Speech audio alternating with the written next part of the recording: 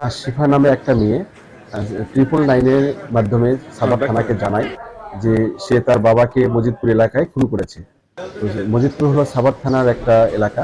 তো সেখানে তাৎক্ষণিকভাবে এসআই ইমরানের নেতৃত্বে একটা টিম খুব দ্রুত সেই জায়গায় পৌঁছার পরে দেখে যে 6 তলা বিল্ডিং এর 5ম তলায় আহ, হলো আব্দুস সাত্তার নামক একজন লোকের ডেড বডি পড়ে রয়েছে।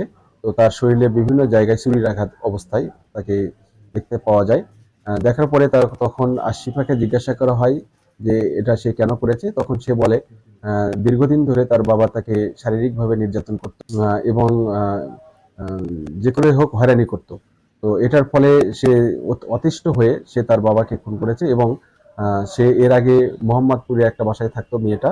তার মা মারা যাওয়ার পরে সে তার বাবার সাথে মজিদপুরে আরো দুটো মেয়ে সহ একই জায়গায় ভাড়া থাকতো এবং তার ভাষ্য অনুযায়ী তার সাথে যে দুটো মেয়ে থাকতো তাদের যে দুটো মেয়ের মধ্যে থেকে একজন মেয়ের সাথে সে শারীরিক হয়রানি করেছে। তো এটার ফলে ওই দুই মেয়েকে সে একটা ঘরে আটকে রাখে। রাখার পরে সে বাইরে থেকে সিট টেনে দেয়। দেওয়ার পরে পরবর্তীতে 20টা ঘুমের ওষুধ ভাতের মধ্যে মিশিয়ে সে তার বাবাকে প্রথমে খাওয়ায়। খাওয়ানোর ফলে তার বাবা অবচেতন হয়ে থাকে। অবচেতন যখন হয়ে যায় তখন উপর্যুপরি তার ঘাড়ে এবং পিঠে এবং গলায় উপর্যুপরি ছুরির আঘাত করে এবং ছুরির আঘাতের ফলে তার বাবা মৃত্যুবরণ করে। তো তার তাৎক্ষণিকভাবে তাকে গ্রেপ্তার করে নিয়ে আসা হয় এবং দুটো মেয়েকে জিজ্ঞাসাবাদের জন্য